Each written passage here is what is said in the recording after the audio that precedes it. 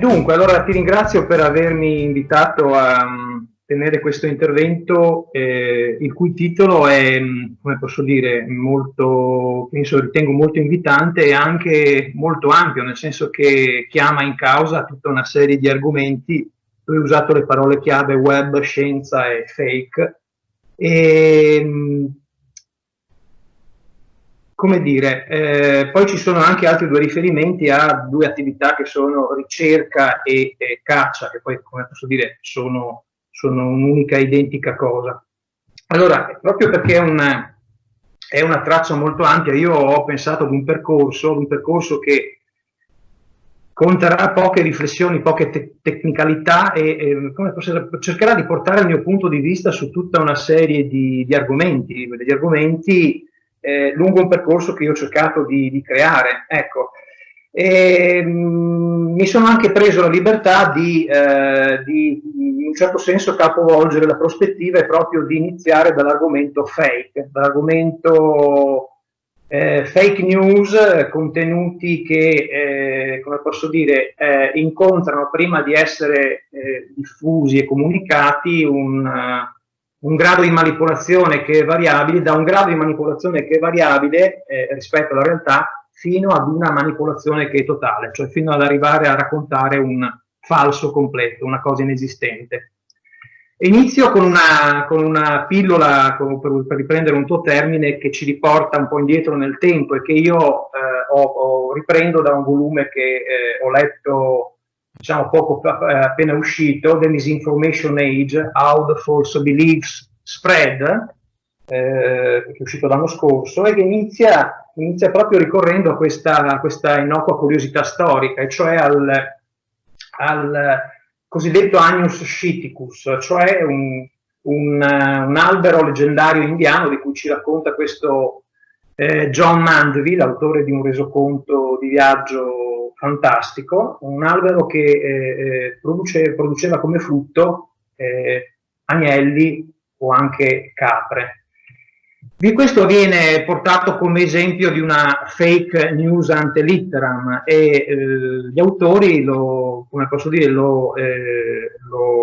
inseriscono in un quadro problematico che gli porta a porsi una serie di domande che ovviamente sono inserite nel tempo presente, cioè delle domande che includono quesiti del tipo: quali sono gli agnelli vegetali di oggi?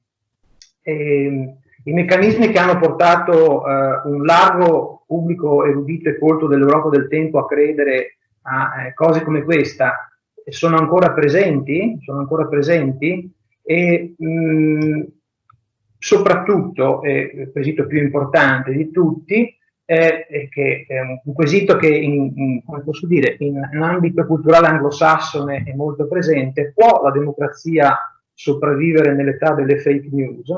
Ecco, allora io, come posso dire, partendo da questa breve introduzione, intendo presentare il concetto di fake news sulla base di alcune riflessioni che ovviamente porteranno il mio punto di vista e comporteranno anche una serie di scelte, perché l'argomento, come è stato detto, è molto ampio. Presume che, non so, nell'esperienza di ognuno di noi presupporrebbe che, citato questo argomento, venissero inclusi certi temi, certe tematiche, certe tecniche. Io ovviamente come posso dire, sono un po' condizionato dal mio punto di vista, che è quello della catalogazione dell'information science. Allora, una prima slide per come posso dire, tracciare il perimetro del problema, perché i dati sono importanti. I dati non sono importanti solo per l'informatico, perché noi sappiamo che il computer non ha una visione semantica dei fatti o delle cose, ha bisogno di misure quantificabili per poter operare. Però anche in altri ambiti del sapere, anche con un piccolo resoconto di dati come questo, possiamo trarre alcune inferenze. Questi dati sono tratti da un recente rapporto curato dalla Oxford University e dal Reuters Institute, che riguardano una certa quantità di post circolati, di messaggi di notizie, di news circolate su alcuni social media, nella prima parte di quest'anno, su questo dataset sono state fatte alcune rilevazioni che possiamo vedere. Innanzitutto la prima, fatta base 100, 100, 100, gli studiosi hanno rilevato come circa un 60% di notizie si trattasse di notizie manipolate, i 4 decimi fossero notizie completamente false. C'è un altro range di dati che è molto importante, è il tasso di interazione che ognuna di queste tipologie innesca. Allora è interessante vedere come le notizie manipolate abbiano innescato un tasso di interazione pari a quasi il 90%, l'87%, e invece le fake news pure, allo stato puro, abbiano innescato, dato il via a circa il 12% di interazioni. Anche gli altri dati che seguono, il terzo e il quintultimo, lasciando stare il quarto che diciamo riguarda un dato, se volete, tecnico, una tecnicalità connessa al trattamento dei social media, riguarda la provenienza, una provenienza diciamo di carattere qualitativamente alto, che vede le news propagate da politici, da persone importanti o comunque da persone di spicco contare per il 20%, ma contare per quasi il 70% del tasso di coinvolgimento. Un altro dato che sicuramente è importante, è l'ultimo, il quinto, è che su 4 fake su 10 circa riguardano contenuti generici o contenuti normativi riferibili a autorità nazionali o sovranazionali, quindi a governi o anche ad organizzazioni internazionali come ONU e Organizzazione Mondiale della Sanità. L'ultimo dato che questa slide ci comunica è relativo alla capacità di filtraggio o anche di mitigazione, come si dice, delle fake da parte dei social media. Qui i social media citati sono Facebook, appunto, e vedete che Facebook è il più bravo, riesce a bloccarne praticamente, ne passa una su 4. Sulla stessa, diciamo, performance, sullo stesso tasso di performance c'è anche YouTube, e seguita invece da una performance piuttosto, diciamo, negativa di Twitter, che appunto riesce a bloccarne un quantitativo molto, molto più basso. Molto più basso. Ecco, questo è il quadro. Io adesso vorrei restringere questo mio discorso a un esempio celebre, un caso celebre di social media, per appunto cercare di focalizzare, così come abbiamo fatto con i dati, delle traiettorie, delle tecniche, degli approcci specifici. E qui l'esempio che gioco forte a citare è il social media per antonomasia, direi, cioè Facebook, che è appunto una piattaforma di social media, ma è anche, ovviamente, poi vedremo che questo è un rapporto che dobbiamo saper scorgere anche dietro Google Search, è anche una company, una social media company, una company di digital media che ha, come posso dire, una serie di approcci che sono frutto di determinati interessi che sono collegati alle sue attività di company. Permetto che io cerco di portare tutte queste mie, come posso dire, osservazioni nel senso più neutro possibile, cioè valutando i flussi informativi e il trattamento dell'informazione, l'information management soprattutto. Poi dopo, come posso dire, le riflessioni seconde, le opinioni, i pareri che noi possiamo avere su tutto questo sono sicuramente importanti, ma sono appunto seconde, cioè giungono in un altro momento, in un momento successivo. Facebook, dicevo appunto, come caso magistrale. Caso magistrale perché potremmo dire che Facebook ha un inizio molto semplice, con un pulsante che è appunto il famoso like.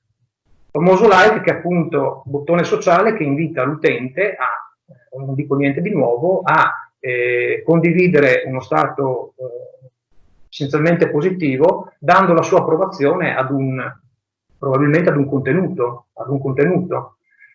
Questo è diciamo, la prima interazione con il primo oggetto sull'interfaccia utente che consente a Facebook di raccogliere un insieme di dati, la cui codifica, come posso dire, è stato oggetto di molte speculazioni, di molte indagini, come anche di molti pareri. Facebook subito dopo, io ovviamente sto proiettando il discorso in una prospettiva storica, anche se parlare di storia del web è, come posso dire, un po' comporterebbe una riflessione un po' particolare, e questo approccio viene implementato tramite l'introduzione delle cosiddette reactions, cioè sempre bottoni sociali, pulsanti sociali, che tendono a specificare tendono a chiedere all'utente di specificare il suo stato emotivo, e qui vediamo appunto dalle facet quali sono le richieste rivolte all'utente, cioè quali stati emotivi, quali sentimenti l'utente è invitato a esplicitare. Tutto questo ovviamente sono meccanismi semplici, che poi dopo da questi si sa salire, vi sono anche interazioni anche più complesse, sono meccanismi anche potenti, semplici e nello stesso tempo potenti, perché poggiano su un'etica del web 2.0 che è quella del coinvolgimento, dello sharing, della partecipazione. Qui noi dobbiamo tener conto che il tipico identikit dell'utente è diventato 2.0. Cosa vuol dire utente 2.0? Utente 2.0 vuol dire che è diventato un utente che prima era un semplice consumer, è diventato un prosumer, e cioè un utente che produce contenuti, user generated content, che trovano una discreta diffusione anche sulle piattaforme di social media. Ora, questo è solo la prima fonte dalla quale Facebook, come altre piattaforme, poi vedremo anche Google, prendono informazione, prendono dati preziosi sull'utente. Perché poi dopo dietro le scene ci sono anche altre si chiamano algoritmi, no? Si chiamano algoritmi. Noi abbiamo conosciuto all'inizio di Facebook, nella prima parte della storia di Facebook, algoritmi come EdgeRank, che poi dopo è stato dismesso se non ricordo male, nel 2011, e poi dopo questo termine è diventato, ha conservato un significato generale per il quale indica solo l'algoritmo che opera dietro. Sono algoritmi che poi vanno a pescare anche da altre parti, cioè vanno a pescare per esempio sulla search history, cioè l'algoritmo traccia le nostre interazioni in senso di, come posso dire, interazioni di ricerca, query di ricerca, e quindi argomenti, interessi, anche indirettamente, se vogliamo, atteggiamenti, attitudini, cioè una semantica per così dire inferita, dedotta. E poi anche, molto importante, un comportamento di esplorazione, perché poi dopo questi spazi, questo è un palcoscenico dove troviamo sull'interfaccia tante cose, il newsfeed, pannelli laterali che propongono altri layer di informazione, e diciamo una sorta di palcoscenico, di territorio nel quale l'utente esplora, si muove, ovviamente non fisicamente ma in senso virtuale, motivo per il quale anche il browsing, cioè questo esplorare, questo navigare l'interfaccia, diventa una fonte di informazioni molto preziosa per Facebook, come per ogni altra piattaforma di social. E a cosa serve tutta questa raccolta informativa? Tutta questa raccolta informativa serve a, come posso dire, profilare, non so se possa essere detto anche così, a creare un modello dell'utente. Un modello che da un lato, come posso dire, ha caratteri peculiari, cioè non voglio dire l'utente in quanto tale, ma un identikit che si avvicina a quella figura di utente, e un identikit che ha anche una parte di profilazione che tiene conto di una serie di statistiche average, medie. Quindi è un modello piuttosto complesso che porta a fornire soprattutto in termini informativi una proposta di news che è personalizzata, altamente personalizzata. Nel caso di Facebook sono contenuti, post, commenti, altro, insomma, contenuti in senso generico, per i quali l'algoritmo probabilmente stima che l'utente andrà a cliccare un like, probabilmente, o comunque a comunicare uno stato, ma in questo caso uno stato positivo non sempre, perché poi dopo in questo caso c'è una logica che si chiama coincidenza oppositorum, cioè per una fetta di utenti che porta con sé un atteggiamento positivo c'è probabilmente un equivalente che va all'estremo opposto. Comunque questo è il meccanismo, insomma, porta ad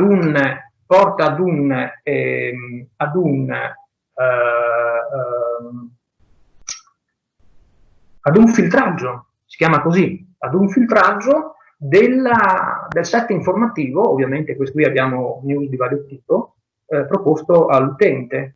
Un filtraggio che, diciamo così, colloca l'utente in una sorta di angolo di conforto, perché appunto propone contenuti che probabilmente sono in linea con le sue aspettative, che gli piaceranno, che rispondono ai suoi interessi e via dicendo. E per altro versante tende ad escludere ciò che l'algoritmo giudica irrilevante, non interessante, non in linea con le attitudini dell'utente. Questo vuol dire personalizzazione.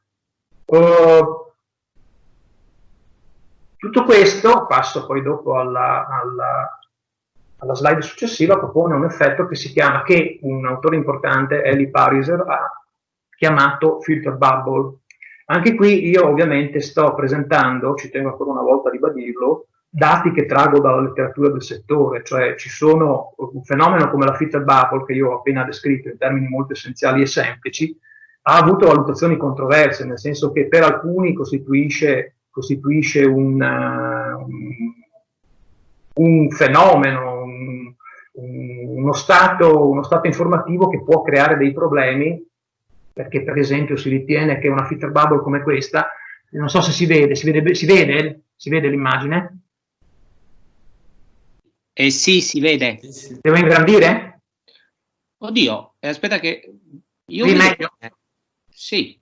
Ecco, perché è un'immagine molto chiara, insomma la bubble, la bolla, che può essere anche vista come una gabbia, abbiamo i dispositivi, uno smartphone e anche il personal computer, abbiamo un input di personal data che è esemplificato da tutte quelle iconcine che vedete, musica, mail, networks, eccetera, e poi un arrivo all'algoritmo, un algoritmo dove c'è un brain, un cervello, ma un cervello artificiale, perché vediamo che ci sono i digiti intorno, no? Gli 1 e i 0 che consentono al computer di elaborare, di processare su scale di milioni di computazioni al secondo questa massa di dati e di tornare all'utente un output che sono, come posso dire, in questo caso c'è il bias del commercio dietro questa immagine, ma sono non solo inserzioni pubblicitarie tagliate sulla misura del bersaglio, targetizzate come si dice, qui per esempio in uscita avete un carrello della spesa e altre come posso dire, iconcine che chiariscono bene il concetto, ma anche vuol dire anche massa informativa che è personalizzata allo stesso modo. Ecco, questa diciamo slide che vi propongo riflette il lato commerciale della company che ha sede a Menlo Park, no? Di Facebook, cioè la redditività che consente a questa azienda di fare profitti molto alti, no? Collocare appunto di essere intermediatrice tra inserzionisti e venditori di pubblicità e gli utenti, oltre che essere, diciamo, intermediatore di informazione e di interazioni sociali. Quindi, a che cosa porta? Dicevo che appunto sono fenomeni che sono stati visti negativamente nei termini in cui ho appena detto, o anche positivamente, nel senso che poi dopo c'è anche una tendenza a non considerare l'utente come un qualche cosa di passivo, perché io parlavo prima di prosumer, cioè il prosumer solitamente ha in sé una valenza positiva di un attore che agisce, che non è passivo di fronte all'informazione, perché la produce, crea interazione, quindi c'è anche l'idea di un utente che sia in grado di contrastare fenomeni come la filter bubble. Collegato a questo diciamo, aspetto social. Ce n'è un altro collegato, strettamente collegato, che è noto come camera dell'eco. Noi sappiamo che appunto il grande merito dei social in età di web 2.0 è quello di aver fornito un ampio palcoscenico sociale a molti soggetti che poi su queste piattaforme hanno trovato forme di aggregazione che erano organizzate intorno a interessi condivisi soprattutto, interessi condivisi, attitudini anche condivise, atteggiamenti condivisi, e quindi gruppi che tendono a crearsi un circuito di condivisione dell'informazione che è fatto di trasmissioni e di ritrasmissioni all'interno di un qualche cosa che è diventato da bolla che limita lo spazio di interazione del soggetto a bolla di gruppo, per così dire, a bolla di gruppo dove come posso dire, soggetti che hanno molti aspetti in comune, gruppi quindi omogenei da questo punto di vista e peraltro aspetto chiusi, condividono news con una matrice comune, rilanciandole in continuo e quindi attraverso questi meccanismi di trasmissione e di ritrasmissione generando una sorta di eco amplificata che porta appunto a questo effetto cassa di risonanza, che è legato per altri versi anche nei casi più radicali a un effetto di polarizzazione, che noi spesso sui social assistiamo anche a, come posso dire, a battaglie, ovviamente prendete questo termine in senso metaforico, a battaglie abbastanza cruente, a contrapposizioni, soprattutto magari su Twitter, contrapposizioni molto serrate, soprattutto su temi politici, insomma, come capita spesso di vedere. Ecco, questo effetto cassa di risonanza, nota come echo chamber, è l'altra metà della mela. La prima era costituita da questo meccanismo della Twitter bubble, che poi è legato anche ai trend topics, cioè agli argomenti che fanno tendenza, e al processo cosiddetto virale, per cui tanto più grande è la camera d'eco e probabilmente molto proporzionalmente sarà proporzionalmente grande nella stessa misura la viralità di un topic, insomma. Ecco, c'è questa diciamo c'è questa sequenza di collegamenti, di link. Ora, in tutto questo ovviamente penso che risulti chiaro che la filter bubble con il suo settaccio informativo, la camera d'eco e poi tutte queste radicalizzazioni che possono emergere, portano ad un utente, cioè creano un profilo di un utente che, come posso dire, in qualche modo non dico che viene relegato in una sorta di prospettiva informativa chiusa, ma gli viene offerta forse una prospettiva, per così dire, un'ottica ridotta sul panorama, sullo scenario informativo. E in questo, ovviamente, oltre alle notizie vere, alle true news, se possiamo dire così, ci sono anche molte fake, l'utente ha poche armi per poter distinguere, per discernere tra l'una e l'altra, soprattutto in gruppi radicalizzati, polarizzati, e omogenei, quindi e chiusi, dove la forza è la condivisione a prescindere, la condivisione del contenuto a prescindere, e dove, come posso dire, chi dissente è visto come, per così dire, può essere visto come un troll al contrario, c'è anche questo effetto. Allora, in questo panorama che io ho cercato, il tempo purtroppo è tiranno e quindi limito la mia presentazione del tema fake in ambito social media a questo, vorrei passare ora a parlare di quelle che sono le soluzioni, cioè quali sono i mezzi che queste, io sto parlando di Facebook, ma ovviamente vale per ogni altra piattaforma di social media, i mezzi che questi attori hanno a disposizione per filtrare, perché controllare controllo è un termine forse troppo generico, per rilevare, poi parleremo in particolare di una tecnica di rilevamento, o mitigare, perché ci sono delle differenze in gioco quando uno spende questi concetti, perché il rilevamento e poi è semplicemente appunto un fatto di check, di identify, mentre poi dopo il check è un'altra puntata, e poi quando noi parliamo per esempio di mitigazione non vuol dire che questi contenuti scompaiono, semplicemente subiscono un downgrade, un abbassamento nel grado di rilevanza, e quindi finiscono, come posso dire, in fondo alla lista, non verranno mai visualizzati, non saranno mai fra quel set di informazioni personalizzate, o per esempio nel caso di YouTube fra i video più visti. C'è anche questa misura di controllo negli algoritmi, insomma, come misura di contenimento. Dicevo, misure di controllo. Allora, io non voglio entrare in tecnicalità che sono state affrontate in lezioni, in interventi precedenti, tipo quello di Fabio Quintarelli o del professor Vettere, che hanno illustrato le varie possibilità. Io vi propongo una slide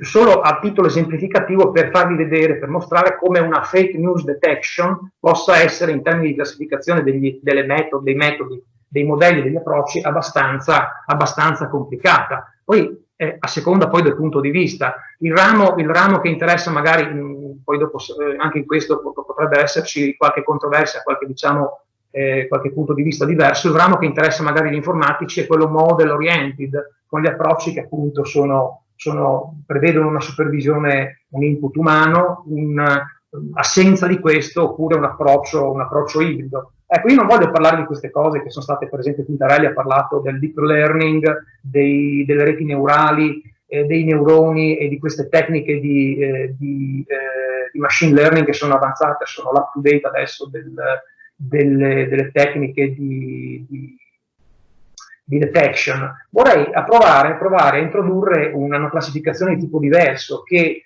è più vicina alla nostra realtà, alla nostra esperienza, ad una realtà che noi possiamo comprendere e afferrare senza avere particolari nozioni tecniche o informatiche. Questa classificazione che io propongo prevede tre ramificazioni: una che io chiamo expert based, cioè basata sul lavoro degli esperti, e qui abbiamo, diciamo, organizzazioni con tanto di siti che fanno questo lavoro come mission, cioè, non so, per esempio Snopes o PolitiFact o simili, però è un ramo che, come posso dire, richiederebbe uno sviluppo a sé. Preferisco invece parlare di soffermarmi brevemente su altre due, come posso dire, ramificazioni. Il crowdsourcing based, cioè una possibilità di controllo fondata su quella che è l'intelligenza collettiva e sul lavoro delle comunità. Vi sto proponendo una slide dove c'è un po' anche di questa cosa qui, e invece un'ultima possibilità che è basata sulle basi di conoscenza esterne, cioè sulle knowledge bases del web, dell'open web soprattutto, e per esempio, sto pensando al database, alla knowledge base che sta dietro Wikipedia, cioè probabilmente l'avete già sentita, ADBpedia, ma vedremo che cosa questo comporti. Adesso io intanto vorrei parlarvi di questa esperienza di BuzzFeed. Io ho preso, come posso dire, questa breve carta d'identità, è l'infobox di Wikipedia, vi dà i dati, diciamo, fondamentali riguardanti questa iniziativa, che è sempre una company, ma con importanti risvolti sociali, social. È un'iniziativa che intendo presentare perché riprende dentro anche un po' della prima ramificazione, cioè del modello expert-based, perché BuzzFeed pubblica cura la pubblicazione di un bollettino, lo chiamerei così, che è BuzzFeed News, dove compaiono varie indagini dedicate al tema delle fake news. BuzzFeed ha, come posso dire, varie caratteristiche che sono interessanti. Intanto dicevo, ha un board, un team di esperti che ovviamente esercita la sua expertise soprattutto sul controllo, quando ci sono queste indagini, sul controllo dei contenuti, ma anche sul controllo dei contributi portati dagli utenti, perché BuzzFeed si appoggia ad una comunità, al lavoro di una comunità, quindi in un certo senso, oltre che essere expert, è anche io credo, ovviamente un parere mio, crowdsourcing based, un contributo della comunità che si traduce in pubblicazione di interventi. Ovviamente gli esperti valutano anche questi interventi. L'aspetto social è che BuzzFeed sfrutta una tecnologia che è WebFeed, riceve il 75% delle visite, cioè dei siti di provenienza, dei backlinks, cioè quelli che poi servono anche a Google Search per calcolare parte della rilevanza, il 65% di questi puntatori esterni, cioè dall'esterno puntano a BuzzFeed, provengono da piattaforme come Pinterest, Twitter e Facebook. Quindi questo dice molto anche del coinvolgimento, dell'importanza di BuzzFeed nell'ambito social. Quello che è importante, quello che vi vorrei segnalare, è che al di là di questa, diciamo, attività sul web, c'è il lato appunto di gestione sotto il profilo della detection delle fake. BuzzFeed ha una vetrina che ovviamente si rivolge a chi vuole approfondire dal punto di vista tecnico queste tematiche, ha una vetrina su GitHub. GitHub è una piattaforma leader dove il titolo titola The World's Leading Software Development Platform, con 50 milioni di sviluppatori, dove uno può depositare del codice e può essere aiutato dalla comunità nello sviluppo dello stesso in relazione al progetto che il codice intende raggiungere. Cosa vi sta proponendo questa slide? La vetrina appunto di BuzzFeed è pubblica per ogni indagine. Questo estratto che vi sto proponendo e anche quello successivo, quello che si intitola Fact Checking Facebook Politics Pages, si riferiscono ad un contributo che è apparso su BuzzFeed News, intitolato The Partisan Facebook Pages are publishing false and misleading information at an alarming rate. C'è un titolo molto, come posso dire, molto significativo. Cosa sta dietro al fact-checking di BuzzFeed? Allora, sta dietro una classificazione delle news che è expert base, e questo si evince dalle prime righe di questa slide, che sono un estratto da un file CSV, cioè un file comma separated values. Questi file, detta molto brevemente, sono file che sono di formato interscambio, sono di formato interscambio che pesano poco e che sono, diciamo, formati di transito.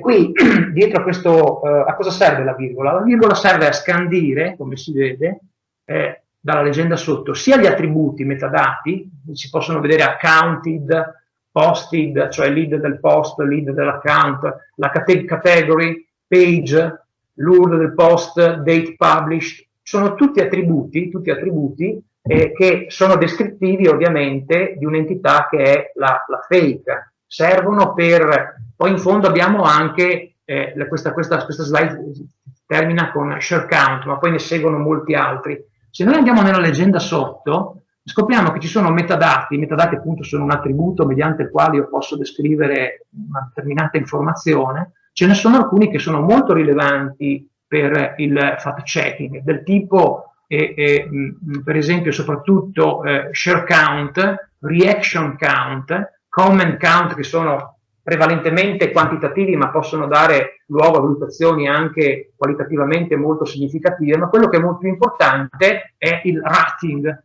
mostly true, mixture of true and false, true, false, eccetera. Ecco, qui è il lavoro degli esperti, expert based, che viene, come posso dire, codificato in questo file CSV che ha dietro una logica di tabella. Difatti un file CSV, qualsiasi linguaggio di scripting può essere preso, prende questo file e lo trasforma tipicamente in una tabella.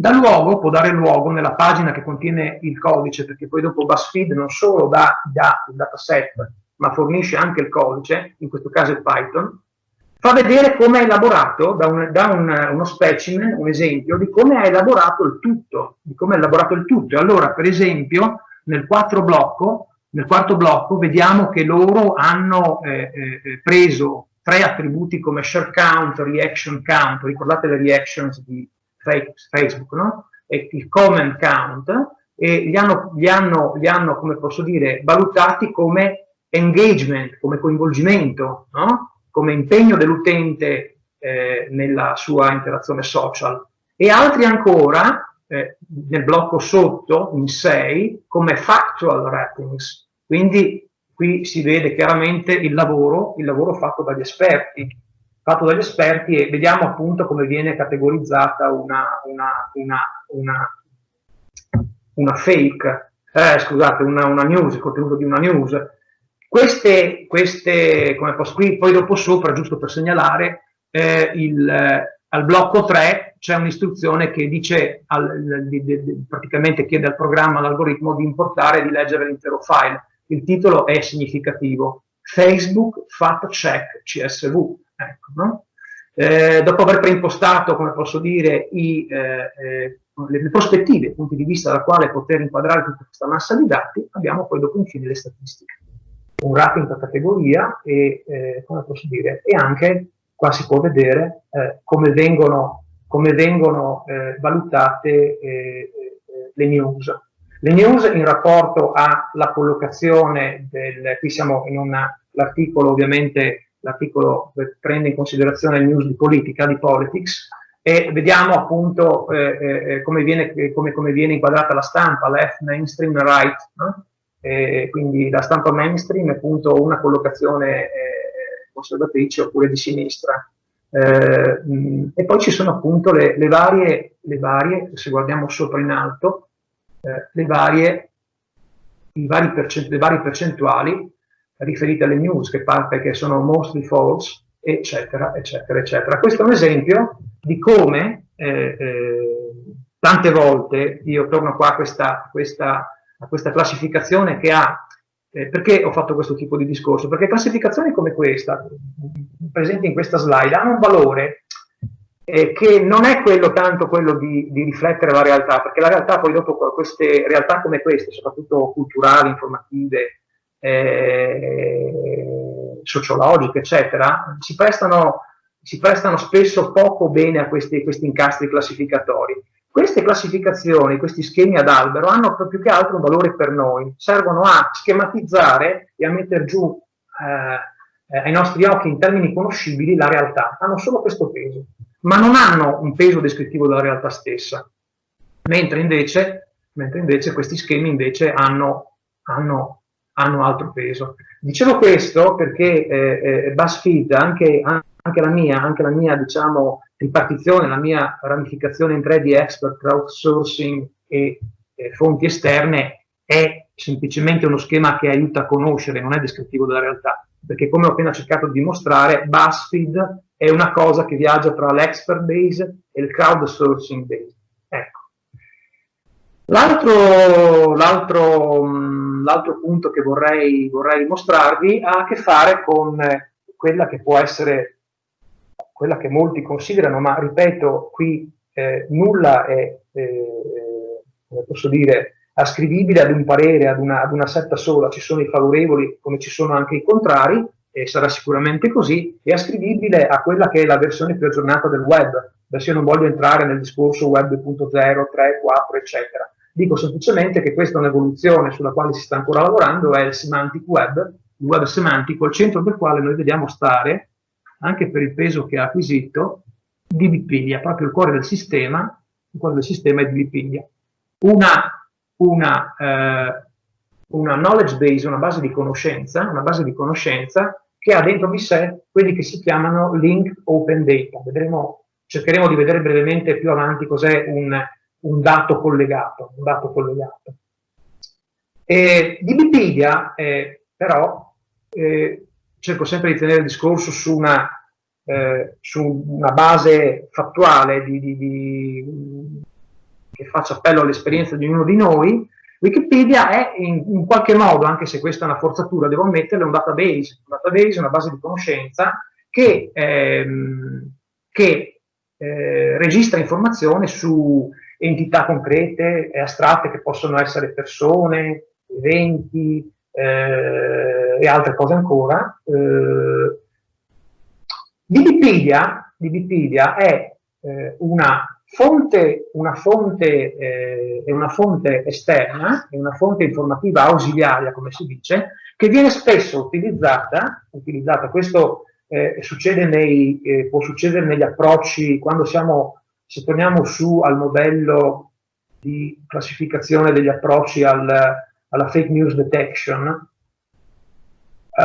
è una cosa che cade lungo questo ramo della classificazione, il model oriented, e ha a che fare con una cosa che sta tra il supervised e il semi-supervised, e cioè il fatto che il rilevamento, cioè la detection di una fake, si appoggi al sapere, alla conoscenza registrata in basi di conoscenza molto ampie come di Wikipedia. Wikipedia poi tra l'altro è un po' unica, insomma. Spesso il fatto di verificare la veridicità di un contenuto può essere schematizzato. Non è che io debba dimostrare la veridicità di un intero paragrafo. La cosa, da un punto di vista dell'implementazione, si può vedere in termini molto semplici, descrivendo il problema come se fosse verificare che l'autore, lo scrittore X, sia effettivamente l'autore dell'opera Y. Cioè molto spesso verificare e fare il detect di rilevare la veridicità, cioè in modo ovviamente diverso da quello che fa BuzzFeed, si induce a questo, ad una verifica che si concluderà in questo modo: l'autore X e lo scrittore X ha scritto l'opera Y. Ed è proprio da questo esempio, io leggendo vari paper sull'argomento, ho trovato questo esempio riferito ad uno scrittore che io non conosco, ma prendo il caso come puro esempio, Malcolm Gladwell. In questo paper che leggevo si illustrava un approccio che è basato sull'utilizzo di Wikipedia, per dimostrare che questo Malcolm Gladwell è autore di un libro intitolato David and Goliath, cioè di Davide e Golia. Ecco, perché poi dopo gli informatici spesso propongono esempi molto, molto semplici per capire che tipo di operazione, che tipo di processo sta dietro all'implementazione informatica. Allora, Wikipedia, dicevo, può essere a riguardo vista come un database. Difatti, su Wikipedia, lato ovviamente pubblico, quello che tutti possiamo vedere in termini comprensibili, ha schede di questo tipo. La scheda che vi sto facendo vedere è relativa appunto proprio a Malcolm Gladwell, a questo autore. È però, come si vede, una scheda un po' strana, nel senso che noi siamo abituati, pensando a Wikipedia, ad avere una classica voce enciclopedica, più o meno organizzata, che presenti l'informazione nel modo tradizionale in cui una voce enciclopedica presenta l'informazione. In questo caso abbiamo invece una forma un po' strutturata, che può essere letta in questo modo. Il soggetto, che è implicito ma è sempre presente, è sempre la persona Malcolm Gladwell. Questa persona, adesso vado avanti nella lettura di questo record, ha una proprietà che si chiama, questa persona è associata a una proprietà che si chiama Active Years, Start Year, o ancora meglio Alma Mater, o ancora meglio Birth Date. Tradotto birth vuol dire nato, data di nascita, birth name, nome di nascita. Quindi io leggo il senso in cui devo leggere questo record è Malcolm Gladwell, data di nascita, il valore che avete a destra. scrittore, nome, quello che voi leggete a destra. Per quanto riguarda la verifica della veridicità dell'assunto che abbiamo posto a premessa del problema, quando abbiamo definito il problema, cioè il problema si può porre anche in questi termini: Malcolm Gladwell è autore di Davide e Golia? Ecco, noi dobbiamo andare questo approccio cerca di andare a vedere nella base di conoscenza di Wikipedia se c'è un'affermazione che un fatto, posso dire così, un fatto che attesti, che risponda in modo positivo alla domanda che mi sono posto. E nella scheda c'è un fatto che io lo chiamo fatto, ma non sarebbe propriamente un fatto, che attesta la veridicità di questo contenuto, e lo troviamo sotto la proprietà Notable Work. Malcolm Gladwell ha fra le sue opere notevoli Davide e Golia. Quindi concettualmente io sto cercando di descrivere questo processo da un punto di vista concettuale. Questo approccio, che è supervised, punta a prendere un contenuto news semplificato nel modo in cui ho detto, cioè a pronunciare un soggetto, un predicato e un oggetto, grosso modo, e a verificarlo in una base di dati, tipicamente Wikipedia, per vedere se questo è un fatto presente in questa base di dati. Ora, io adesso non voglio indugiare sugli aspetti tecnici, ovviamente per ottenere tutto questo, per portare a compimento tutto questo processo ci sono delle tecnicalità. Allora, Wikipedia è una base di dati che è costruita in un modo un po' particolare, non è il tipico database, ma è come magari molti potranno sapere, è una base di dati costruita concettualmente come vi ho mostrato sopra: un soggetto, lo scrittore, una proprietà che noi chiamiamo predicato, per esempio A come opera notevole, è nato, data di nascita, A come nome, poi il relativo valore. Ecco, tutti i record in questa base di dati sono di questo tipo. Recuperare per vedere se riassumo anche per questa slide il problema di fondo, il problema da un punto di vista concettuale, andare a verificare se questa asserzione riguardante lo scrittore Gladwell è vera o meno, cioè determinare se è fake o meno, vuol dire recuperare da Wikipedia l'intero dataset riferibile allo scrittore Gladwell. E questo si ottiene perché Wikipedia mette a disposizione Open Web, perché Wikipedia è anche Open Web. E Open Web perché ha dei punti di accesso, il punto di accesso alla base di dati, che ci interessa è quello che vi sto facendo vedere, e presume anche che lo sviluppatore in piedi in questa interrogazione, in questo diciamo modulo di ricerca che è un po' particolare, in questo query editor, in questo editor delle domande di ricerca che io faccio, un linguaggio che è Sparkle, ed è il linguaggio che è nato proprio per interrogare i dati collegati, link open data. La risposta a questa interrogazione, io vi passo questa informazione solo perché voi sappiate che tipo di strumentazione tecnica c'è dietro a questo approccio, non perché ovviamente, non per altro motivo. La risposta di Wikipedia a questa domanda è un dataset che io posso manipolare, così come in un modo simile a quello che BuzzFeed ha fatto per il suo dataset. Cioè posso prendere dal dataset che contiene tutta l'informazione in triple riguardante Gladwell la parte che riguarda, come vedete, l'attributo che mi interessa, Notable Work, per vedere se al suo interno, le cose non stanno proprio così, ma io sto semplificando per far capire qual è il meccanismo, al suo interno compare una risorsa Davide e Golia, che vedete cerchiata in rosso. E quindi la verifica porta alla conferma, il fact checking, possiamo dire anche così, conferma la veridicità dell'asserzione Michael Gladwell è autore di o ha Notable Non-Word Work, scusate, di Davide e Golia. Questo è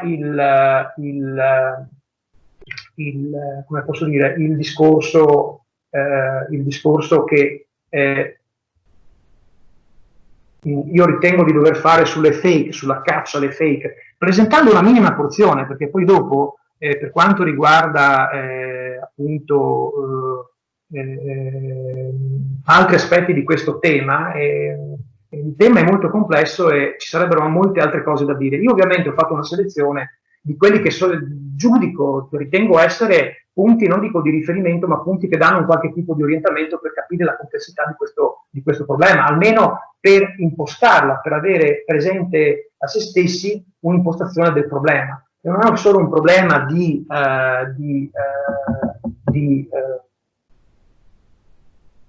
valutazione della semantica, perché ripeto, i computer non valutano la semantica, non ne sono in grado, anche se l'intelligenza artificiale sta cercando di arrivare a qualcosa di simile, grosso modo, ma valutano misure quantificabili, tipo quelle che abbiamo visto fin qui. Dunque, ci sarebbe anche una parte che io vorrei approfondire sull'informazione scientifica e che riguarderebbe l'informazione scientifica nel senso di non informazione scientifica accademica, ma divulgazione dell'informazione scientifica, perché è un tema piuttosto attuale. Però chiedo a Nicola, sono le 12 e io ho parlato da un po', se è necessaria una pausa. Allora apro anche la telecamera. Chiedo, perché io... Ecco, allora sicuramente le informazioni che hai dato sono estremamente importanti, anche diciamo una via in salita, non è una via facile, è una via che ovviamente impegna uno sforzo, ma è la via della ricerca della verità, della ricerca di un'informazione. Posso interrompere? No, finisco un secondo. Sì, okay. E sappiate una cosa, che però i meccanismi di controinformazione giocano proprio su questo, su darvi la via più facile, esatto, su darvi la via più impacchettata, quella che vi sembra più piacevole, immediata e soprattutto emozionale, e quindi accogliete, riproducete questa informazione in via rapida e immediata, convinti di aver trovato una scorciatoia a qualcosa di vero.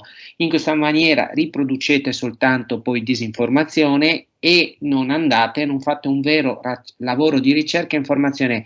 E state attenti molto bene, anche voi che andate a fare un lavoro di comunicazione e informazione, voi non avete idea di quanto sia importante raccogliere informazioni in una velocità e a una profondità che altri non sono, nella consulenza d'aziende, nella consulenza politici, nel fare lo spin doctor, perché se voi date un'informazione falsa e poi la stanano, perde la faccia colui che l'ha data e voi sicuramente la credibilità come lavoro, per cui la serietà nell'informazione e la verità. Pertanto poi oggi non entreremo nel concetto di verità filosofico, ma di scienza va bene, perché può essere un punto di collegamento proprio all'incipit, alla prima parte di oggi pomeriggio sulle tesi di laurea.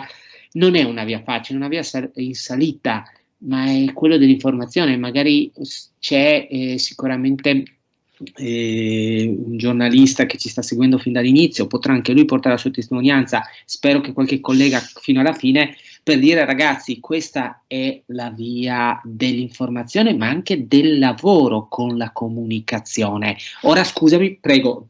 No, volevo dire che appunto, a parte le tecnicalità informatiche che io ho cercato, diciamo, di far solo gustare da un punto di vista qualitativo, la cosa importante che va rilevata anche per chi si approccia a questi temi, che sono temi della comunicazione, è il versante expert day, perché anche negli approcci totalmente automatici la figura dell'esperto di dominio è considerata centrale, perché anche Google, ripeto, poi dopo lo vedremo, manda su scala mondiale, che chiede su scala mondiale il giudizio di esperti. Qua abbiamo visto che BuzzFeed ha un lavoro di metadatazione, come uso dire adesso sul web, che è fondamentale, senza il quale non partirebbe nessuna indagine. Cosa voglio dire con questa cosa? Che il lavoro di questi esperti è di classificazione delle fake, a prescindere dall'informatica. L'informatica macina solo input di un certo tipo. Se senza input non c'è elaborazione, questo sia chiaro.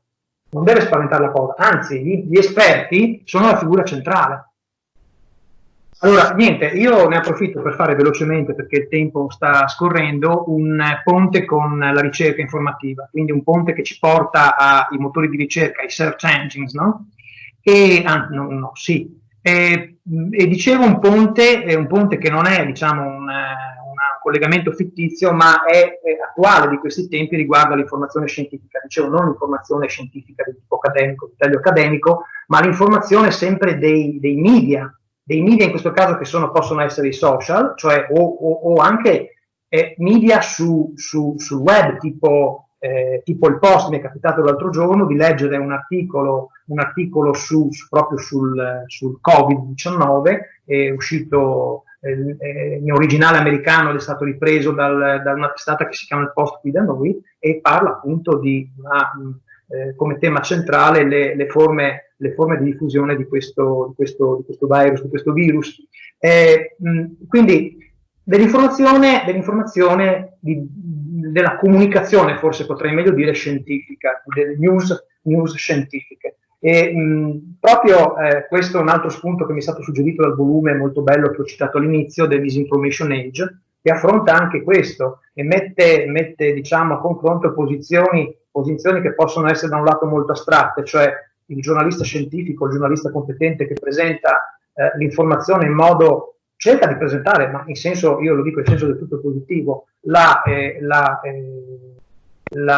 dati, la conoscenza, il contenuto nella forma più oggettiva e neutra possibile, ma gli autori di questo testo dicono questo potrebbe avere un impatto negativo, nella fruizione dei contenuti da parte dell'utente, così come anche all'estremo opposto vedono la critica di posizioni minoritarie, quelle che hanno poco o nulla a supporto dei contenuti scientifici che divulgano, e anche questo approccio potrebbe portare ad un effetto paradosso per il quale soggetti minoritari sulla scena scientifica, sul panorama scientifico, invece acquistano una pubblicità del tutto gratuita e inaspettata. Ecco, questo è il punto. Ovviamente questi autori hanno una posizione un po' che io giudico un po' strana, nel senso che dicono, insomma, l'informazione scientifica, che poi dipende dalla ricerca scientifica, dovrebbe essere sempre libera. Un bene pubblico, alla fine un bene pubblico, come l'acqua, come, scusate la semplicità dei paragoni, come altre infrastrutture, e come tale dovrebbe essere non finanziato dall'industria, da companies, ma dovrebbe essere un bene pubblico nel senso che viene pagato dal pubblico. Ma è una posizione condivisibile, ma considerando il momento attuale anche un po' utopica, perché il pubblico ha sempre meno soldi, no? Anche per la sola cultura. E allora gli autori dicono, consci di questo stato di cose, propongono anche un intervento legislativo per dire il bene pubblico, quindi deve essere regolato, deve esserci una policy regolatoria che indica che in qualche caso regoli questo tipo di comunicazione. Arma pericolosa, perché poi dopo qui ovviamente qualcuno potrebbe tirare in ballo il concetto di censura. A me tutto questo serve per riportare il discorso sempre all'ambito web. Wikipedia, come vedete nella slide, a suo tempo aveva proposto uno standard di scientificità per la pubblicazione delle voci scientifiche, dove vengono assunti come validi tutti quei criteri che sono presenti in quella che si chiama bibliometrics, cioè quella, in parte perlomeno, in quel settore che valuta diciamo, l'informazione possibilmente su quantità, su aspetti che possono essere misurati, quindi le citazioni, il numero delle citazioni, se la rivista ha peer review o no, e così via. E questi scientific standards, come si vede che poi dopo sono caduti in disuso, sono rimaste testimonianza almeno di questo tentativo. Quello che poi dopo segue è un documento diffuso dall'IFLA, l'International Federation of Library Association, ed è un disciplinare molto secco che dice come individuare le fake news, no? Sono consigli di buon senso, come uno può vedere, consigli che poi valgono in qualsiasi contesto scientifico dove uno si pone l'obiettivo di scrivere un elaborato scientifico. Molti di questi punti che l'IFLA propone sono il pane quotidiano che sta alla base del lavoro scientifico. Da ultimo, a rinforzare quello che dicevo prima sugli esperti, sul lavoro degli esperti, c'è questo importante documento, sempre su GitHub, che dà una lista di quelli che sono attori non di secondaria importanza. Guardate BuzzFeed al quarto posto, poi c'è la BBC di Atlantic e altri ancora, IFLA, vedete al 13° posto, eccetera, New York Times, eccetera, PolitiFact al 19° posto, sono tutte iniziative, attività, organizzazioni che sul web hanno pubblicato checklist per la verifica dei contenuti news. Quindi il lavoro questo è un elenco che sta a dimostrare al di là di ogni, perché parlare con i dati, parlare con pezzi che ti dicono questa cosa non è un mio pensiero, un'opinione, ma pesa tanto, cioè ci sono dati che consentono di dire importante, il lavoro degli esperti resta ancora fondamentale. E questo è tutto un insieme di argomenti che ci consente di andare a parlare di ricerca, perché l'altro polo di questo mio intervento appunto è la ricerca, le fake da un lato e la ricerca dall'altro, e abbiamo cercato di trovare un ponte che non fosse una semplice figura retorica.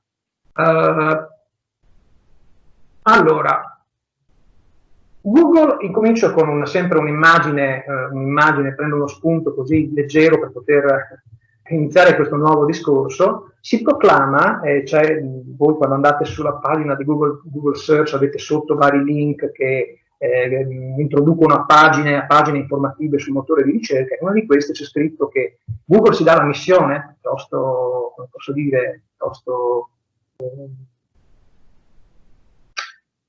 piccole dimensioni, possiamo dire, una missione piccola che consisterebbe nell'organized world information, nell'organizzare l'informazione su scala globale. E in altro luogo si legge che Google Search vorrebbe essere l'indice di quella che è la biblioteca planetaria per eccellenza, cioè il web. Ecco, questi sono i due obiettivi semplici che Google si pone. Comunque qua l'idea che Google ha di biblioteca, di una Google Library, è piuttosto singolare, perché noi entrando in una biblioteca a scaffale aperto difficilmente troveremo una situazione di questo tipo. Diciamo che tutta questa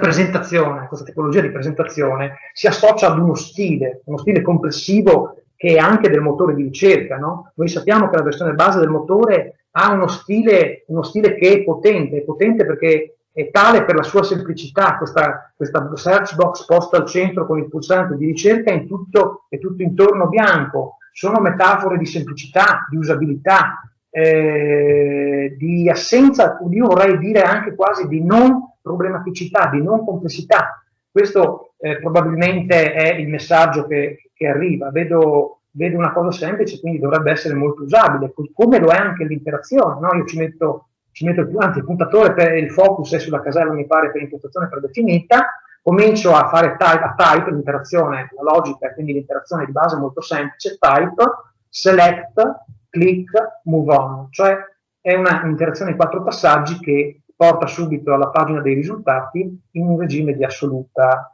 e apparente semplicità. L'altra idea che ovviamente io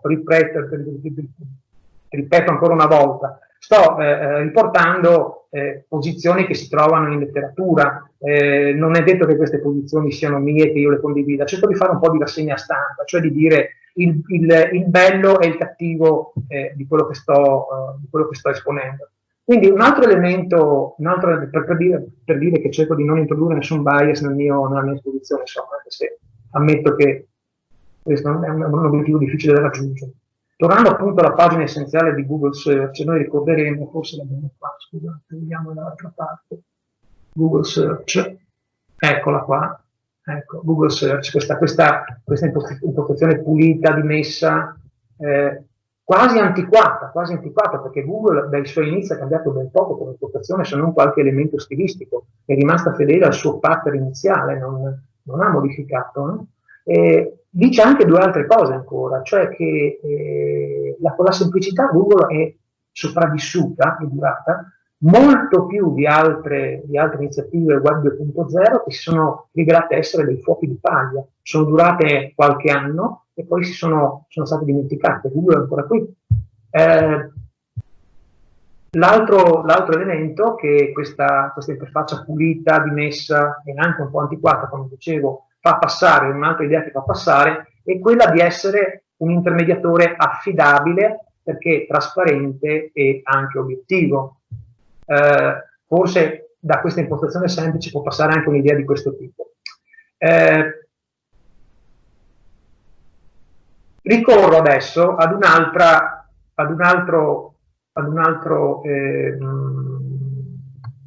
come posso dire, ad un altro schema, perché l'altra idea che passa l'altra idea che può passare da questa impostazione molto semplice è che la ricerca web sia la ricerca mediante Google. Ricordiamoci che, e questo è dimostrato faccio un salto da un'altra parte poco sopra, da statistiche che sono ineludibili, perché i numeri, diceva qualcuno, li puoi torturare a lungo, ma ti diranno sempre la verità. Ecco. Dipende poi dopo di stare cauti con le considerazioni eventualmente che ne traiamo. Questa classifica internazionale presa da Alexa.com ci dice qual è la gerarchia del momento.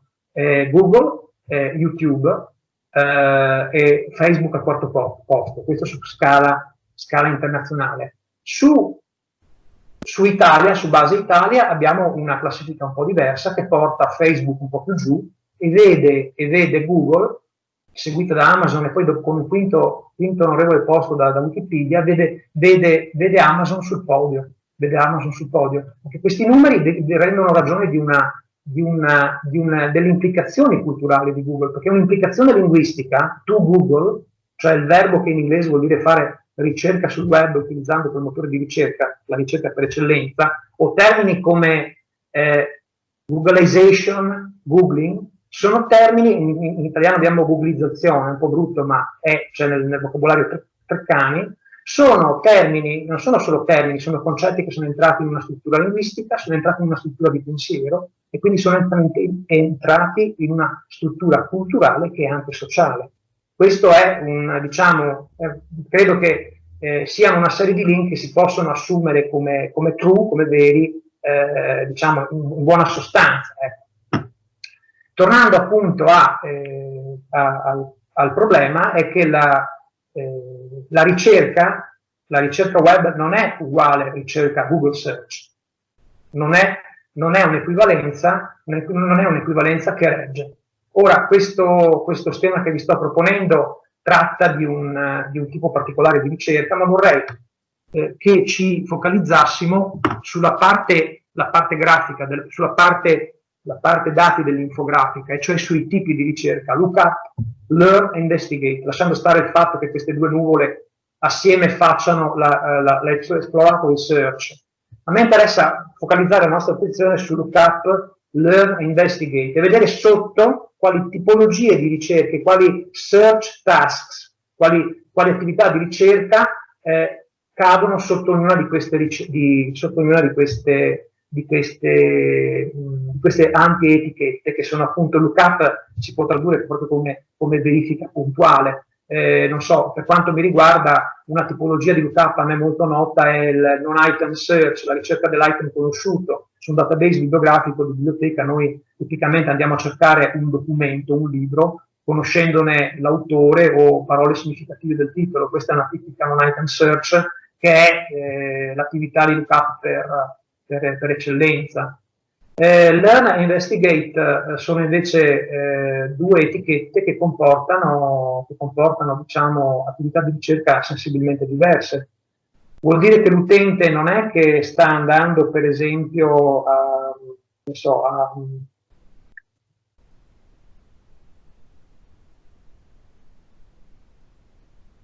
cercare una cosa del tipo quanti abitanti ha l'Italia o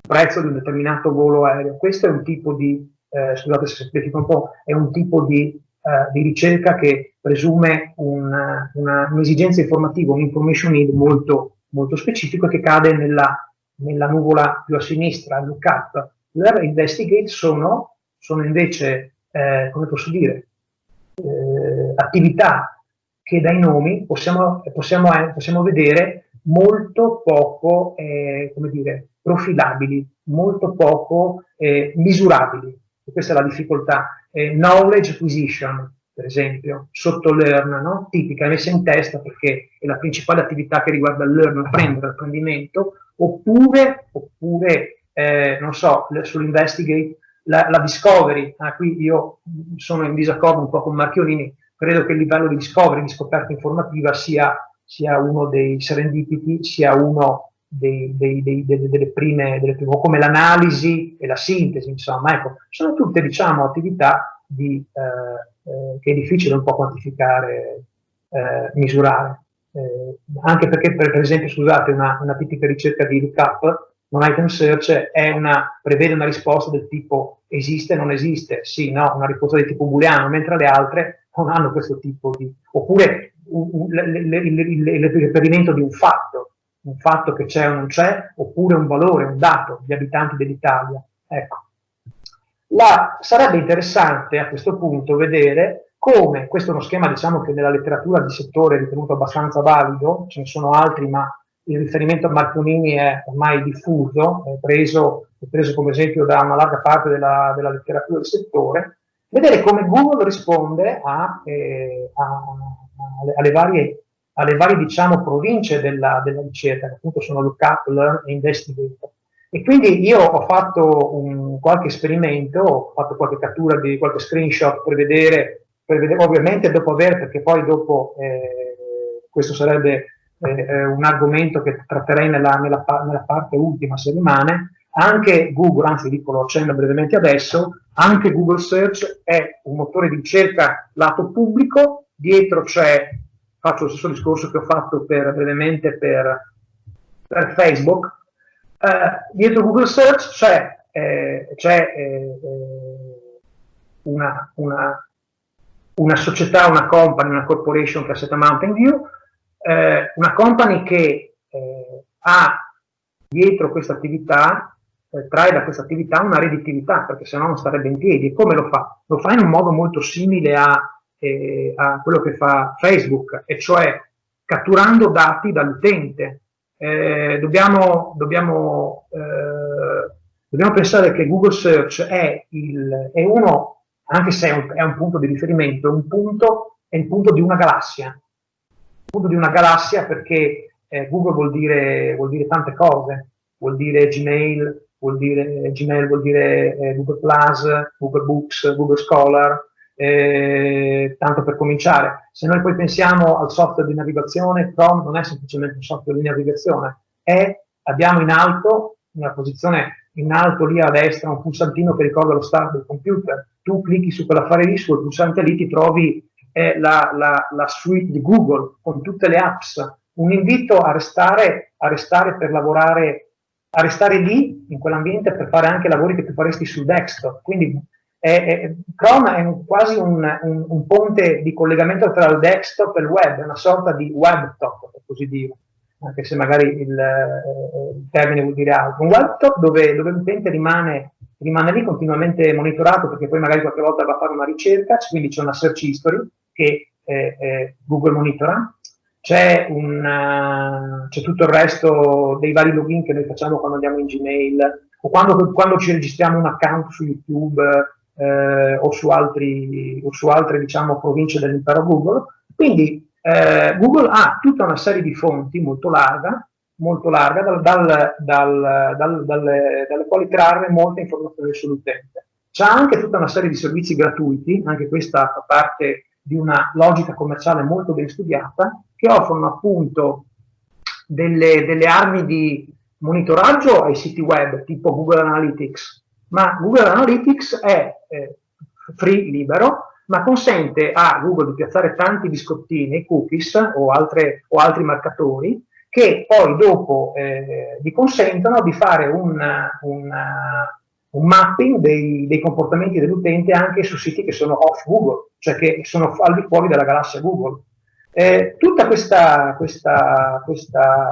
raccolta informativa porta là dove abbiamo visto portare quello che fa Facebook, cioè ad una profilazione dell'utente, che noi possiamo anche stratificare su 3 livelli a questo punto: su un livello di conoscenza, perché la search history sono gli interessi; su un livello di socialità, no? Pensando a Facebook, cioè i contatti, no? i contatti che possono essere quelli della piattaforma social, ma possono essere anche quelli di posta elettronica, o i più vari, insomma, e poi come persona fisica, cioè dove sono io, geolocalizzazione, per esempio. Quindi una profilazione che in qualche modo è un identikit dell'utente in quanto tale, sempre poi dietro, su tutti i dati che invece sono di corredo, mi dimenticavo i primi sono quelli dell'interazione sul browser, perché dietro c'è una cosa di questo tipo, i primi dati che Google raccoglie sono di questo tipo, cioè sono dati server che sono questi.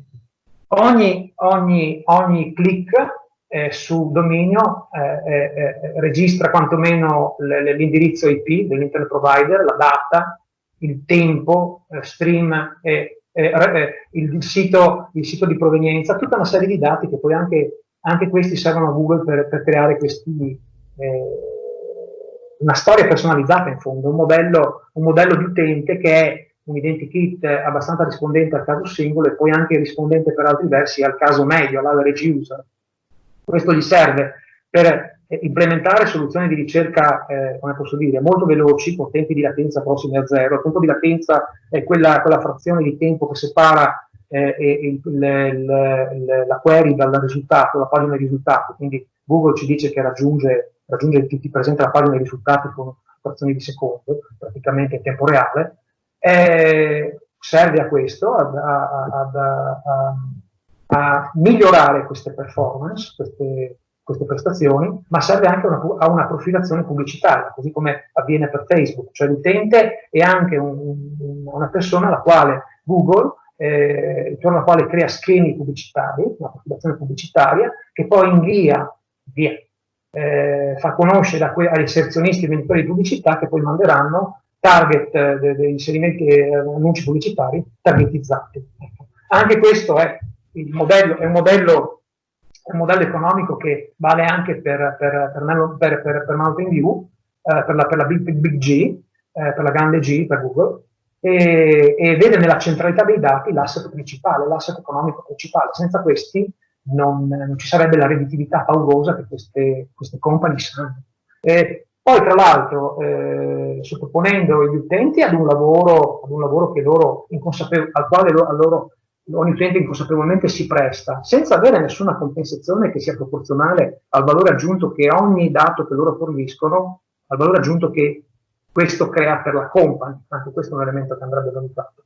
Ma tornando al fatto della ricerca, questo vuol dire anche filter bubble. Anche nel caso di Google sembra che ci sia un effetto filtraggio bolla, dove l'informazione è personalizzata e quindi è in qualche modo targetizzata sull'utente. Ci sono questa è per esempio la suite di Google, ma per quanto riguarda filter bubble di Google abbiamo questa slide. Ecco, questa è molto bella. Tutti gli utenti che sono, diciamo, fisicamente vicini, ma ognuno ha la propria bolla, chi con lo smartphone, chi con un tablet, chi con un computer, e stanno interpellando, stanno ricercando su Google, ma Google gli dà un'informazione che è personalizzata ed è targetizzata un po' come fa Facebook, cioè sulla search history, sul browsing, sugli interessi personali, eccetera, eccetera, e privilegiando, sembra che sia così, molto probabile che sia così, un tipo di informazione che è del tutto in linea con gli interessi, con le aspettative, con gli atteggiamenti mentali e che propone una fetta della realtà, una fetta della scena, della sfera sociale, escludendone un'altra. Questo sembra il principale impatto di questo filter bubble. Ponendo, ecco, quindi assenza, si diceva prima la pagina con lo sfondo bianco di Google, non problematicità, non complessità, è un fattore che torna anche qui, insomma. Ecco, tornando al punto che abbiamo lasciato un po' così sospeso, e cioè le varie attività di ricerca, che tipo di valutazione possiamo fare?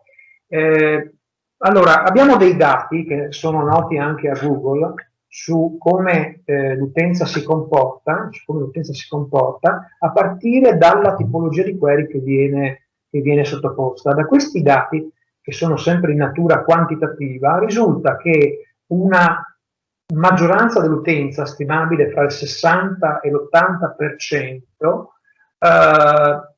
no scusate, che arriva fino a poco più del 60%, sottoponga ai motori di ricerca query di una o due parole.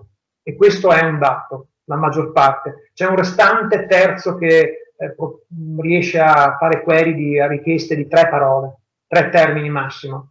Dall'altro punto di vista, cioè guardando alla pagina dei risultati, sembra che una parte dell'utenza stimabile fra il 60 e l'80% si limiti a visualizzare la top 10. La top 10 che cos'è? La top 10 è la prima pagina dei risultati, che per impostazione predefinita di default mostra i primi 10 risultati. C'è un altro concetto che qui è tecnico, SERP, la Search Engine Results Page, la pagina con i risultati della ricerca, che noi tante volte immaginiamo come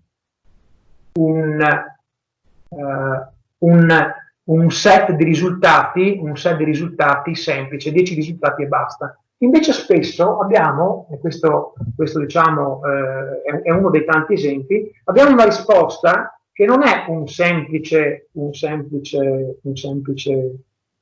set di risultati, primi 10, ha in cima alla lista un box di questo tipo, un riquadro di questo tipo. In altri casi abbiamo risposte come questa. Questa è una ricerca, prima ho cercato algoritmo o algoritmo, anche se la risposta sarebbe la stessa, per domande tipo, questa è una query con 2 termini, cloud computing. Abbiamo invece una risposta che è il set di ricerca con 2 riquadri questa volta, con 2 riquadri.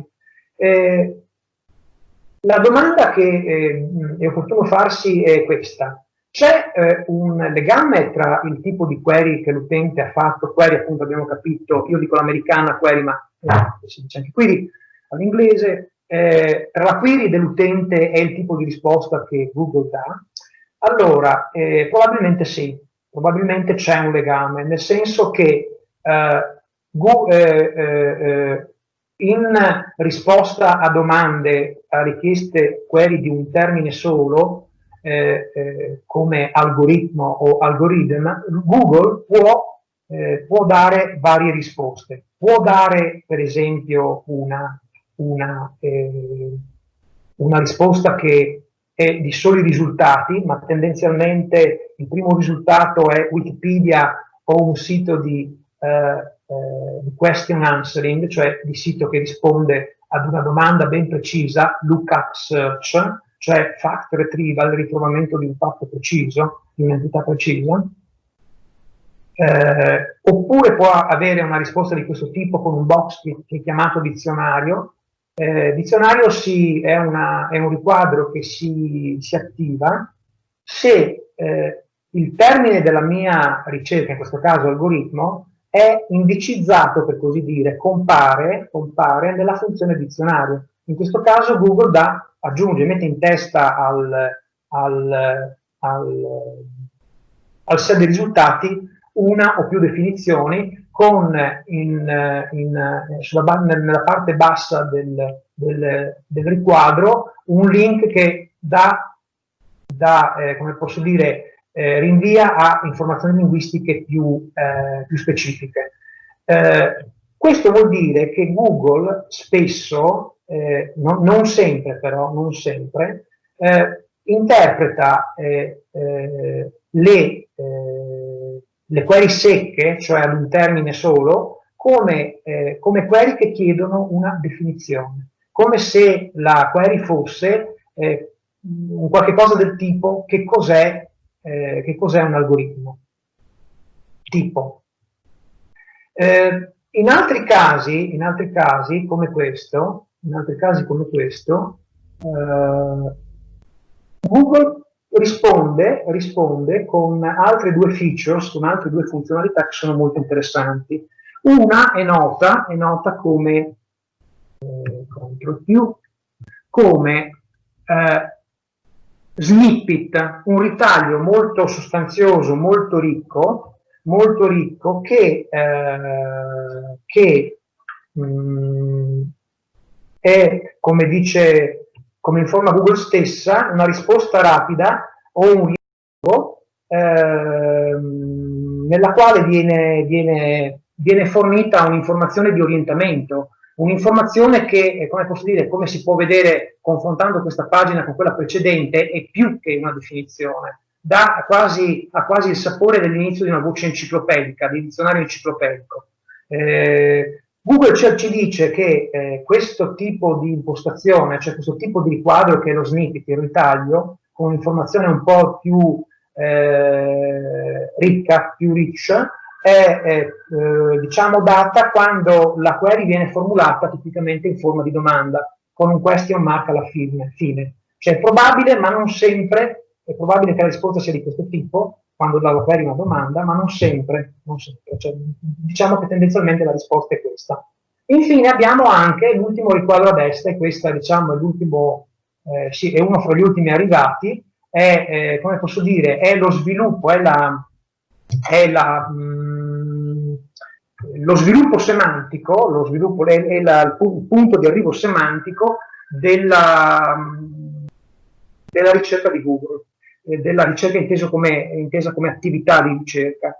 Google cattura le informazioni che vengono date in questo altro riquadro collocato a destra da una base di conoscenza, prima abbiamo visto di Wikipedia, da una base di conoscenza che si chiama Google Knowledge Graph. Un grafo, il nome appunto si può tradurre appunto, guarda un tipo di costruzione dei dati di un certo tipo, da albero, rovesciato. È una base comunque di conoscenza che è strutturata un po' alla maniera di Wikipedia, cioè con fatti che sono strutturati, possono essere visti come strutturati in soggetto, predicato e oggetto, più o meno.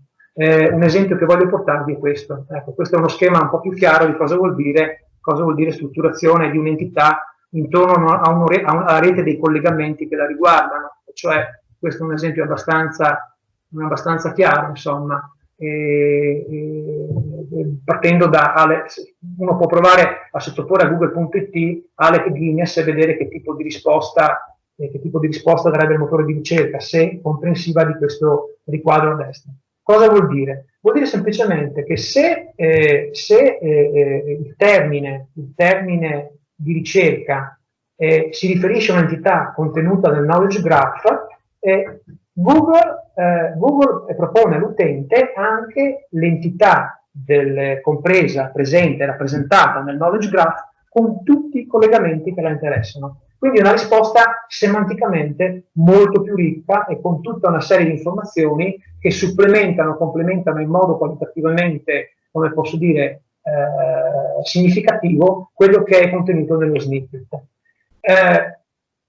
Questi sono esempi di come Google percepisce alcune tipologie di query sottoposte dall'utente e come i modi in cui Google cerca di venire incontro ad un utente che, come abbiamo visto dalle statistiche che io ho riportato, per poco più del 60% fa query con uno o due termini, e si ferma tra il 60 e l'80% dei casi all'esame di un numero di risultati compresi tra i primi 5 e i primi 10, non andando a vedere oltre la prima pagina, restando sulla prima pagina.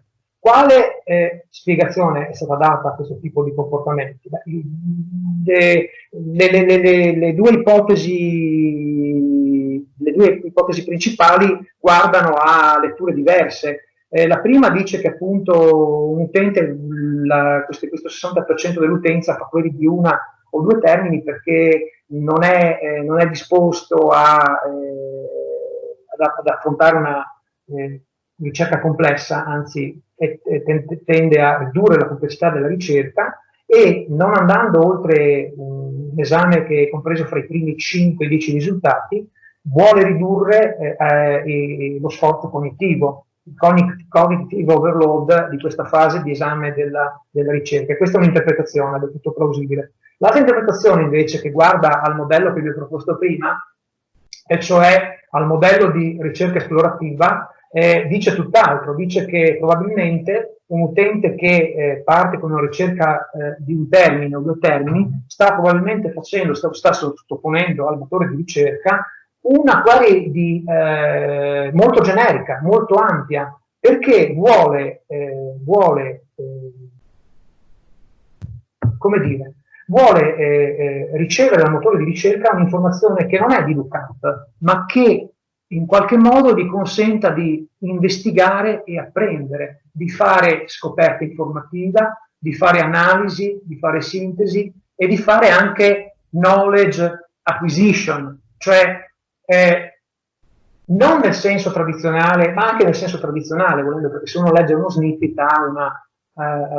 sta leggendo praticamente una cosa che assomiglia un po' a una voce enciclopedica, una voce di dizionario enciclopedico, ma ha bisogno di saperne di più di un determinato soggetto, di un determinato ambito semantico, di un determinato settore disciplinare o simili, perché con questi soggetti, settori, ambiti disciplinari ha poca familiarità, ma per come posso dire, avere un supporto ottimale in questa direzione, Google diciamo che ha queste armi che vi ho presentato, ma queste armi vengono messe a queste features, queste funzionalità vengono messe a disposizione dell'utente con altro obiettivo, mentre la ricerca esplorativa invece avrebbe bisogno di un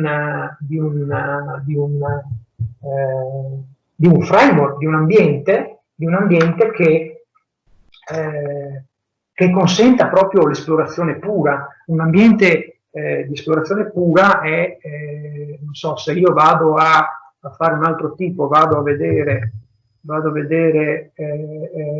scusate, il nostro primo UniUd, che è l'OPAC di Ateneo.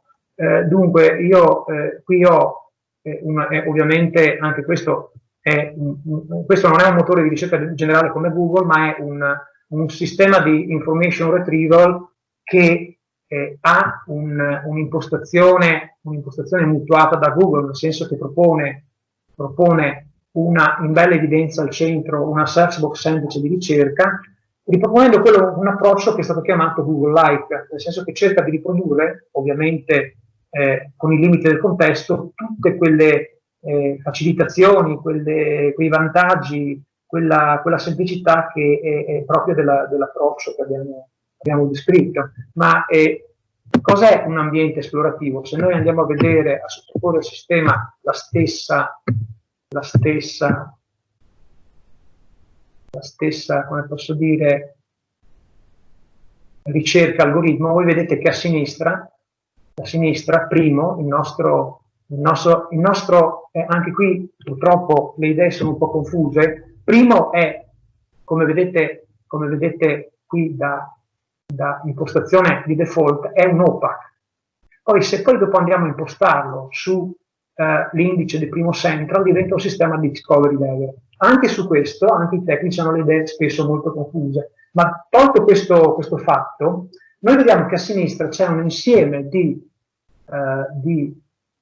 prospettive, di punti di vista, dalle quali noi possiamo esplorare in modo significativo, cioè da un punto di vista per esempio del soggetto o anche della collezione, dell'autore o anche di altri punti di vista, quello che il sistema mi propone come spazio di ricerca relativamente alla mia query algoritmo. Ora, questa impostazione in riferimento a questo schema qui funziona molto meglio per la ricerca esplorativa, perché l'utente che in questo contesto non ha un'idea precisa dello spazio di ricerca che sta andando ad analizzare, con questa sorta di indice, mappa concettuale che ha a sinistra, può, diciamo, in qualche modo guadagnare informazione sui concetti importanti di questo spazio informativo, che è lo spazio di ricerca, e quindi cosa sta facendo? Sta facendo knowledge acquisition. Knowledge acquisition, come viene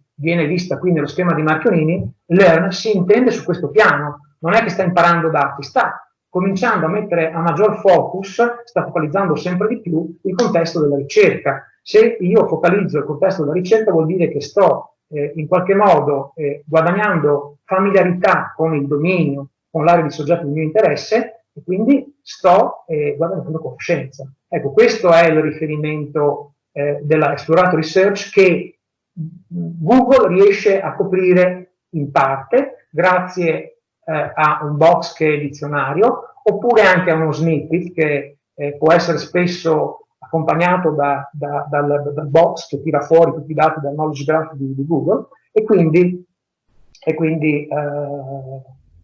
a dare un contesto quantomeno all'utente. Questo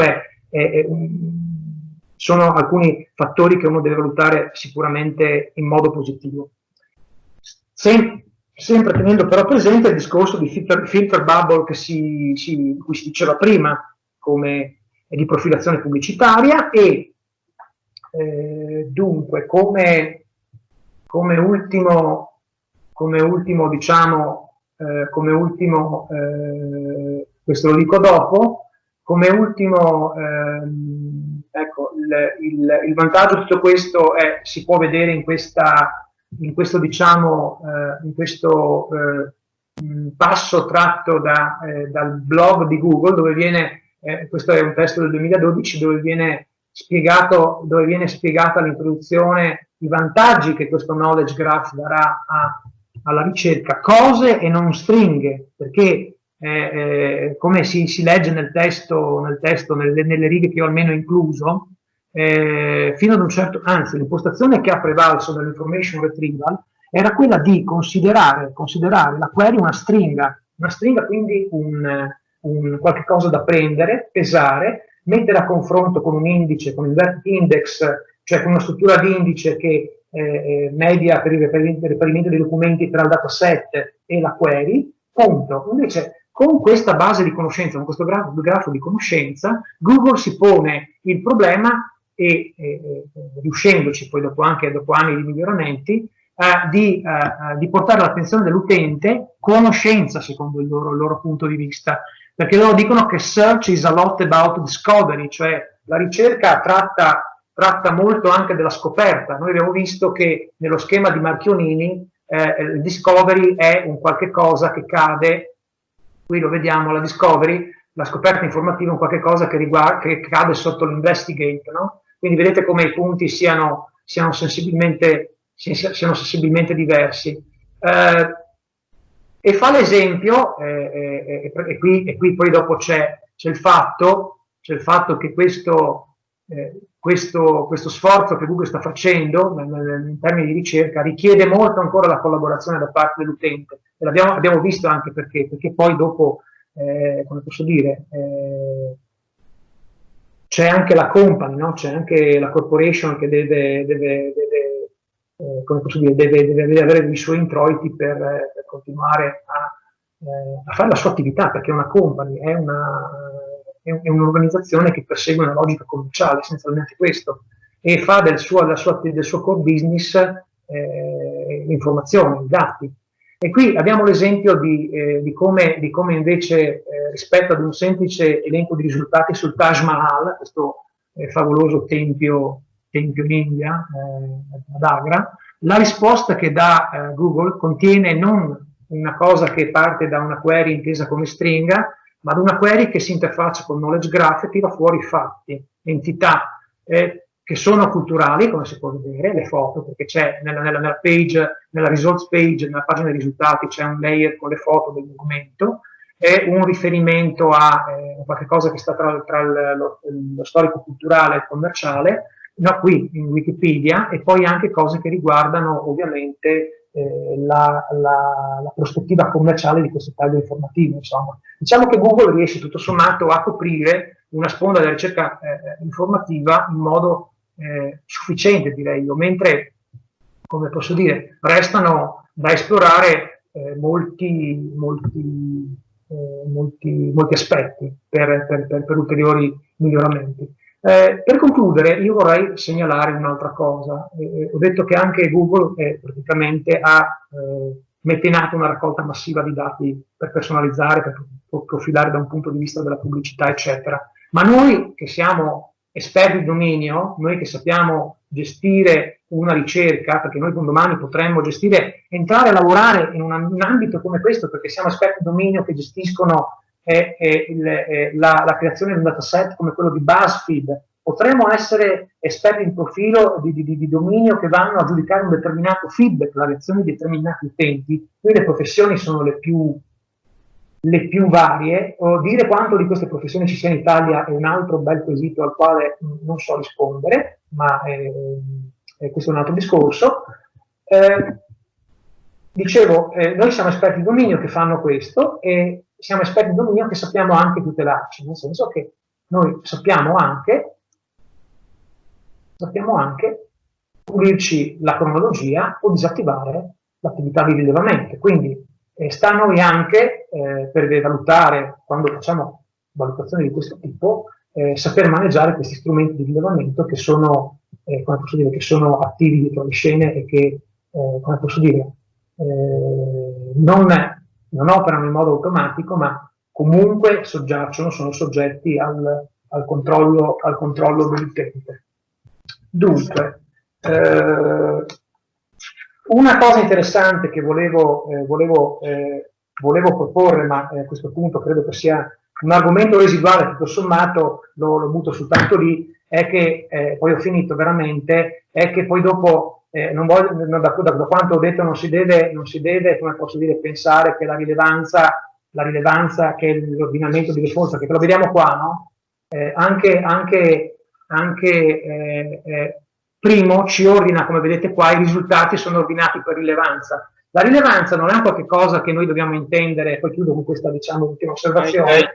Non è un qualche cosa che noi da un punto di vista così della gestione dell'informazione, la gestione automatizzata dell'informazione possiamo concepire da un punto di vista semantico. È sempre un qualche cosa che viene misurato, calcolato, a partire da una base che gli addetti ai lavori conoscono molto bene, la funzione TF, IDF, e cioè Term Frequency, Inverse Document Frequency, funzione algoritmo a seconda dei punti di vista, e che io volevo presentare, ma da questo punto di vista voglio solo farvi vedere che su 2 o 3 semplici documenti le parole vengono convertite in numeri, c'è una sorta di calcolo, per cui viene calcolato un indice di rilevanza che poi alla fine dice che il documento più rilevante, alla fine di tutti questi calcoli, il documento, scusate, c'è un errore, il documento 3, che ha un indice di rilevanza pari a 0.068, seguito dal documento 2, che ha un indice di rilevanza